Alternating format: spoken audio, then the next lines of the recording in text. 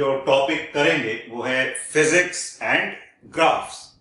तो जैसे फिजिक्स और मैथ्स का बहुत ही गहरा रिश्ता है, बिना मैथ्स के फिजिक्स को समझना मुश्किल होता है।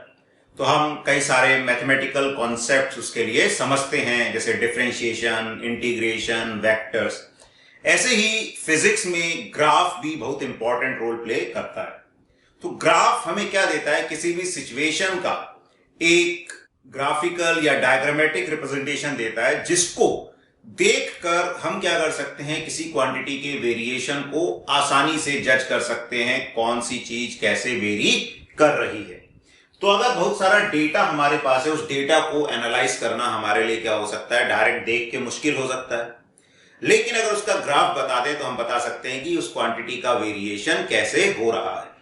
जैसे मान लीजिए क्रिकेट में दो टीम है, दोनों के हमने जो बॉल्स फेंकी गई, मान लो वनडे मैच है, 300 बॉल्स फेंकी गई, तो पहली टीम के भी हर बॉल का स्कोर लिख दिया, दूसरी टीम के भी हर बॉल का स्कोर लिख दिया। तो उसको देख के हमको एनालाइज करना कि किस ओवर में किसका स्कोर अच्छा था, तो पूरा थोड़ा टाइम ज्यादा लगेगा, हमें हर बॉल को देखना पड़ेगा, उसके कंपेरेबल वैल्यू चेक करनी पड़ेगी। लेकिन आपने देखा होगा कि क्या दिखाते हैं, जो मैचेस होते हैं तो अलग अलग टीम का जो ग्राफ है वो इस तरह से दिखाते हैं कि जैसे ये टीम ए का ग्राफ है, टीम बी का हो सकता है शुरू में नीचे रहा हो, फिर ऊपर चला गया हो। ठीक है, तो इस तरह से ये ग्राफ्स का यूज किया जाता है। अब इसमें क्या है, वही 300 पॉइंट्स की वैल्यू अलग अलग मेंशन करने की बजाय ग्राफिकली बता दी। तो हम बता सकते हैं कि भाई यहां पर ए वाली टीम अच्छा प्रदर्शन कर रही थी, बी वाली का खराब था, कम था, बाद में बी वाली ने इंप्रूव किया। तो ग्राफ हमको क्या करता है, एक पिक्चर प्रोवाइड करता है। वो बहुत सारे डेटा को देखने की बजाय हम एक पिक्चर से समझ सकते हैं कि कोई क्वांटिटी कैसे वेरी कर रही है। तो फिजिक्स में भी बहुत सारी क्वांटिटीज वेरिएबल होती हैं। वेरिएबल मतलब जो बदलती रहती हैं, एक क्वांटिटी दूसरी क्वांटिटी पर डिपेंड करती है। अब अगर हमें एक टाइम पर क्वांटिटी बतानी है तो हम ठीक है बता सकते हैं, एक इंस्टेंट में बता सकते हैं। लेकिन अगर पूरे वेरिएशन की बात करनी है कि उसका वेरिएशन कैसा होगा, पोजीशन के साथ, टाइम के साथ, जो भी वेरिएबल है उसके साथ, तो ग्राफ्स हमें बहुत हेल्प करते हैं। तो आइए देखते हैं किस तरह के ग्राफ्स फिजिक्स में काम आते हैं, उनको कैसे हम यूज कर सकते हैं। तो सबसे पहले हम बात करते हैं स्ट्रेट लाइन।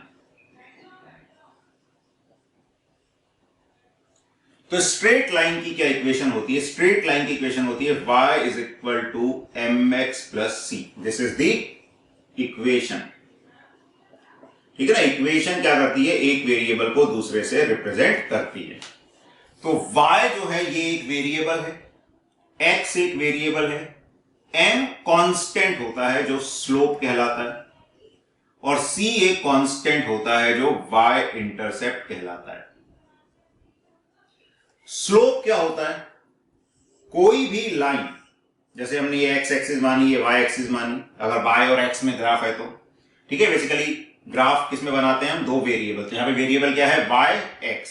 जनरली ये y क्या कहलाता है, डिपेंडेंट वेरिएबल, ये x पर डिपेंड कर रहा है। x कहलाता है इंडिपेंडेंट वेरिएबल।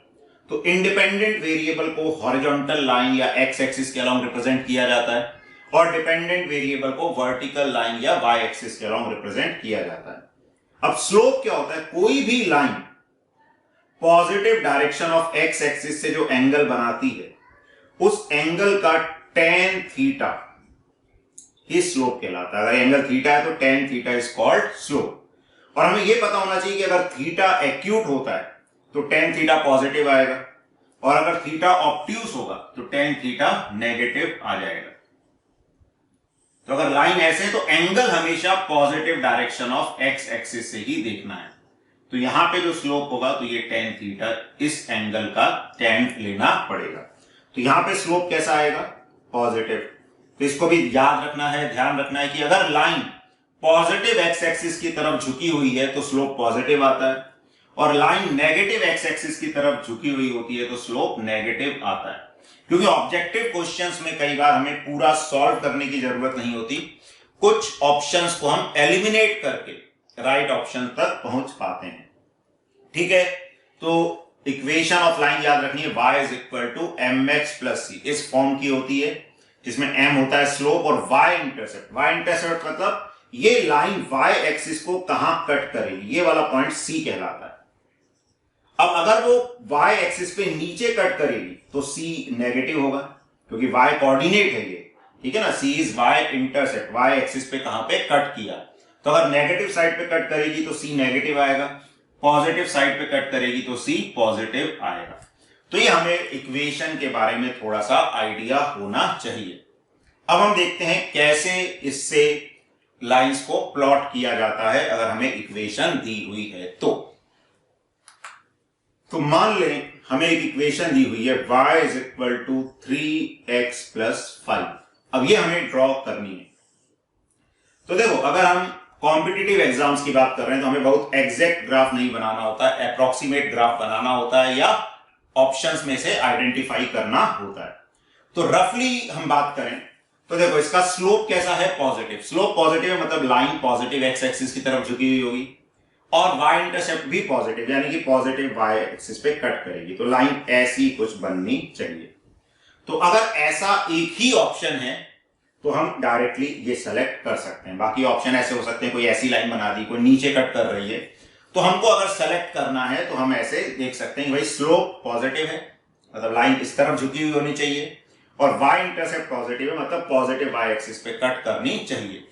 मान लो ऐसे भी दो ऑप्शन हैं, तो और थोड़ा डिटेल में अगर हम जाएं तो कभी भी लाइन के लिए तो हम ये भी कर सकते हैं कि हम क्या करें, कोई भी दो पॉइंट आइडेंटिफाई कर लें, उन दो पॉइंट से पास करने वाली एक यूनिक लाइन हो सकती है, ठीक है। तो कोई भी लाइन है तो हम इसमें ऐसा भी कर सकते हैं, लाइन के लिए खासकर इक्वेशन जब स्ट्रेट लाइन की, x को हम 0 रख दें, x को 0 रख दें तो y किसके बराबर आ जाएगा, 5, और y को 0 रख दें, y को 0 रख दें तो x किसके बराबर आ जाएगा, -5/3, ठीक है ना। y को 0 रखा तो x -5/3। अब इन पॉइंट्स को हम प्लॉट कर ले, ये x एक्सिस होगा, ये y एक्सिस। x0 मतलब y एक्सिस के हर पॉइंट पे x क्या होगा, 0, तो x 0 है, y 5 है, तो एक ये वाला पॉइंट आ गया 0,5, और जब y0 का मतलब x एक्सिस, उस पे कौन सा पॉइंट आ रहा है, -5/3, 0, ये पॉइंट आ गया। तो ये जो लाइन होगी वो इन दोनों पॉइंट को जोड़ने वाली होगी। तो ऐसे करके हम लाइन को ड्रॉ कर सकते हैं या गिवन ऑप्शंस में से सेलेक्ट कर सकते हैं, ठीक है।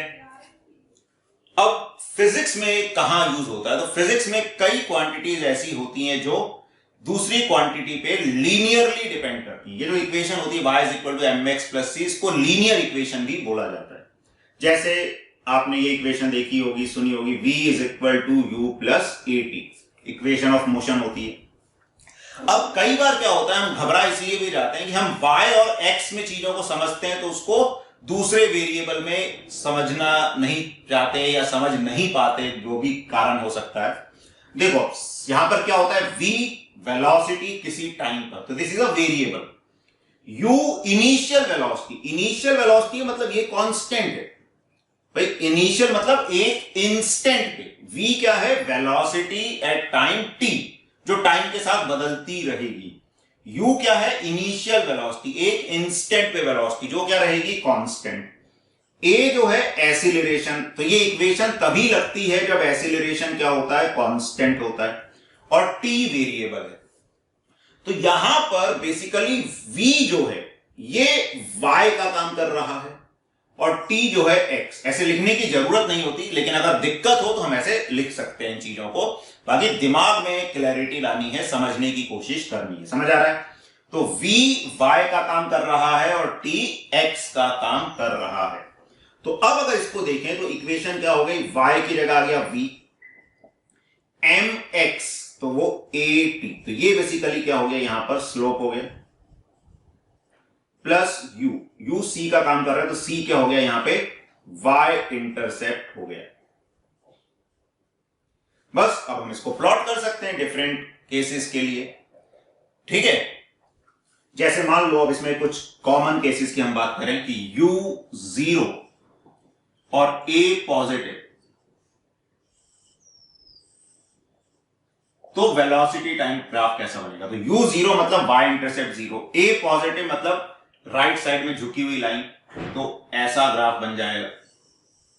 अब एक और चीज का ध्यान रखना है कि हमने ये ग्राफ बनाया, ठीक है, अब इसमें भी गलती हो गई। क्या गलती कर दी और जानबूझ के करिए? देखो, जब हम मैथ्स में बात करते हैं y is equal to mx plus C, तो भाई y और x वेरिएबल है जिनकी वैल्यू पॉजिटिव नेगेटिव कुछ भी हो सकती है। लेकिन जब हम फिजिक्स में आते हैं तो और अलर्ट रहना पड़ता है कि भाई टाइम जो है ये तो नेगेटिव हो नहीं सकता। तो हमें जो ग्राफ बनाना है वो बनाना तो ऐसा ही स्ट्रेट लाइन ही बनेगी, लेकिन तभी बनाना है जब टाइम पॉजिटिव होगा। ऐसा ग्राफ अगर कहीं बना दिया, कई बार ऐसा भी पूछ लेते हैं which of the following graphs are incorrect, तो ध्यान रखना है टाइम नेगेटिव नहीं हो सकता। तो यहां पर टाइम पॉजिटिव है, यहां टाइम नेगेटिव, तो इस लाइन का सिर्फ आगे वाला हिस्सा ही बनेगा। तो ये जो अगर इनिशियल वेलोसिटी जीरो है, एक्सीलरेशन पॉजिटिव है, तो ग्राफ ऐसा बनेगा। समझ आ रहा है? तो जब हम टाइम के साथ ग्राफ बना रहे हैं तो ग्राफ सिर्फ राइट साइड में बनेगा, लेफ्ट साइड में नहीं बनेगा, क्योंकि टाइम नेगेटिव नहीं हो सकता है। अच्छा, अगर इसमें u भी पॉजिटिव हो जाए और a भी पॉजिटिव हो जाए तो क्या होगा? तो अब u पॉजिटिव मतलब y intercept positive, a positive मतलब स्लोप भी पॉजिटिव, तो वो ऐसा कुछ बन जाएगा। ये पॉइंट आ जाएगा u, और a का मतलब अगर ये एंगल थीटा है तो a इज इक्वल टू क्या हो जाएगा? tan theta. हम ऐसा भी बोलते हैं वेलोसिटी टाइम ग्राफ का स्लोप क्या देता है? एक्सीलरेशन। यहां से देख सकते हैं ये एंगल थीटा है तो a is equal to tan theta. ठीक है, तो अगर वेलोसिटी जीरो, एक्सीलरेशन पॉजिटिव, तो ऐसा graph, velocity positive initial velocity और एक्सीलरेशन पॉजिटिव तो ऐसा। अगर इनिशियल वेलोसिटी पॉजिटिव और एक्सीलरेशन नेगेटिव हो तो फिर क्या बन जाएगा?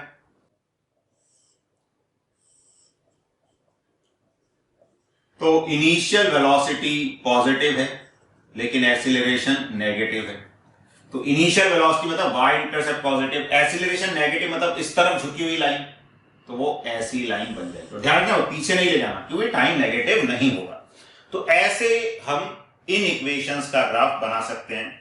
जैसे एक हम ऐसे वैल्यूज में ले लें, मान लो u दे रखा है -5 मीटर पर सेकेंड, एक्सीलरेशन दे रखा है 2 मीटर पर second square. Draw velocity time graph. तो वीडियो को पॉज करके खुद से ट्राई कीजिए, फिर देखिए कि आपका आंसर सही आया या नहीं आया। चलिए तो वापस से आपने ट्राई किया होगा, और देखिए फिजिक्स जो है खुद करने से आएगी, सिर्फ देखने से नहीं आएगी।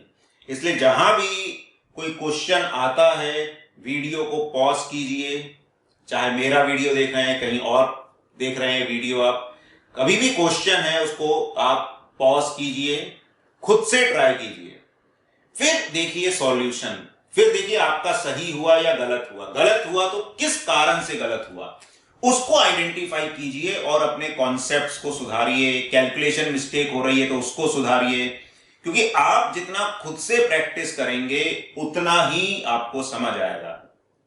जैसे आप एक्सरसाइज की बात है, आप देखते रहे कि कोई एक्सरसाइज कर रहा है, उसका वीडियो लगा के आप देखते रहे कि हाँ यार इसने ये एक्सरसाइज की, इतना वेट उठाया, तो आपकी बॉडी नहीं बनेगी। अपनी बॉडी बनाने के लिए आपको खुद एक्सरसाइज करनी पड़ेगी, खुद वेट उठाना पड़ेगा। तो ऐसे ही फिजिक्स समझने के लिए, मैथ समझने के लिए, या कोई भी सब्जेक्ट समझने के लिए आपको खुद मेहनत करनी पड़ेगी। तो हम आपको क्या कर रहे हैं? हेल्प कर रहे हैं कॉन्सेप्ट्स को समझने में, लेकिन वो कॉन्सेप्ट्स आपके दिमाग में तब बैठेंगे जब आप खुद से प्रैक्टिस करोगे, तभी कॉन्फिडेंस आएगा और आप एग्जाम में अच्छा परफॉर्म कर सकते हैं। ठीक है, तो ये इंपॉर्टेंट पॉइंट है। तो अगर कहीं बोल रहा हूं मैं कि आप ट्राई कीजिए, तो खुद से ट्राई कीजिए, हिम्मत मत हारिए, और एक नहीं 2 बार ट्राई कीजिए।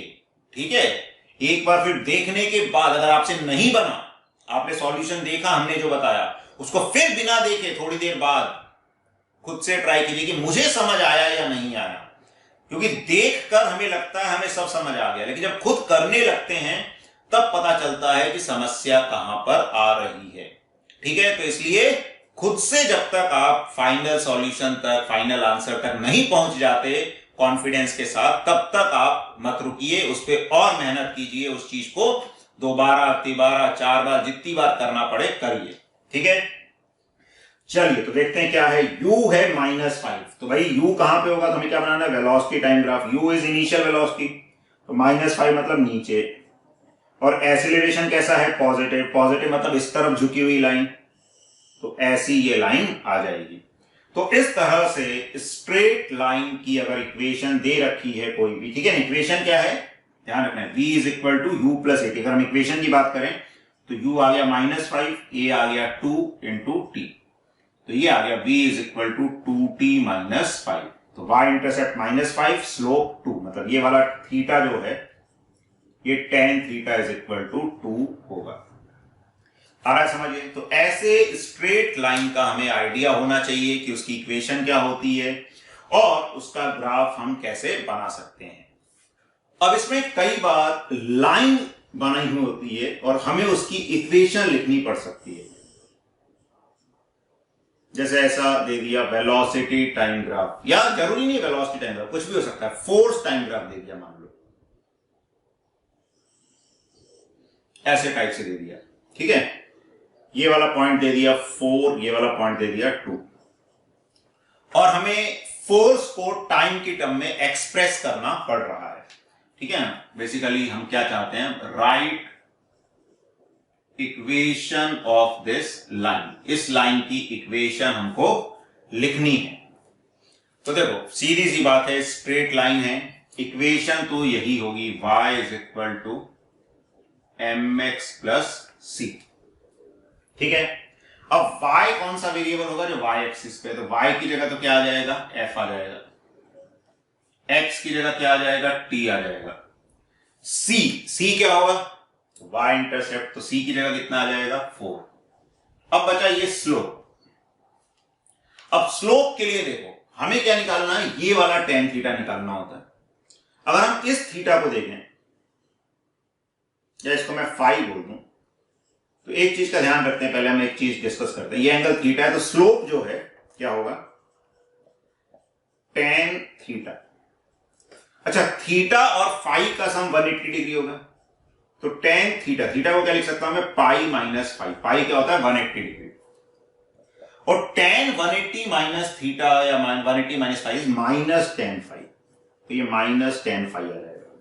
तो इसको डायरेक्टली ऐसा ध्यान रखें कि अगर कोई लाइन इधर झुकी हुई है, ठीक है, ऐसे झुकी हुई है कोई लाइन, तो हम डायरेक्टली ये थीटा निकालेंगे, इसका tan निकाल देंगे, स्लोप आ जाएगा। क्यों, क्योंकि हमें एक्यूट एंगल्स में वर्क करने में अच्छा लगता है, उनकी वैल्यूज हमें अच्छे से याद रहती है। अगर ऐसी झुकी हुई लाइन दे दी तो भी हम क्या कर सकते हैं, इधर वाले एंगल का tan निकाल दें, सीधे पॉजिटिव ही निकाल दें, उसके साथ नेगेटिव साइन लगा दें। क्यों, क्योंकि हम देख रहे हैं कि जो tan थीटा है, स्लोप tan थीटा होगा, वो माइनस tan फाई के बराबर आएगा। तो बेसिकली अब यहां पे हम क्या करें, tan फाई फाइंड करें, तो tan फाई, अब ये एंगल तो पॉजिटिव ही आएगा, तो ये साइड कितनी हो गई 4 और ये साइड कितनी हो गई 2, तो tan phi is equal to 4/2, that is 2। लेकिन जो स्लोप है, क्योंकि हमने इस एंगल का tan लिया तो स्लोप इसका नेगेटिव होगा, तो माइनस tan फाई, यानी कि -2 होगा, तो m इज इक्वल टू -2 हो गया। तो यहां से क्या इक्वेशन आ जाएगी, f is equal to -2t plus 4। तो ऐसे अगर लाइन दे रखी है तो हम उसकी इक्वेशन लिख सकते हैं, उसके एक वेरिएबल को दूसरे वेरिएबल से रिलेट कर सकते हैं। तो ये हमें स्ट्रेट लाइन के बारे में आइडिया होना चाहिए कि उसकी इक्वेशन क्या होती है, इक्वेशन दी है तो ग्राफ कैसे बना सकते हैं या गिवन ऑप्शंस में से कैसे सेलेक्ट कर सकते हैं, और अगर लाइन बना के दे रखी है तो उसकी इक्वेशन हम कैसे लिख सकते हैं, और जरूरत पड़ने पे उसको कैसे फिर यूज करेंगे, जो भी रिक्वायरमेंट है उसके हिसाब से। तो ये स्ट्रेट लाइन का आइडिया हमको होना चाहिए।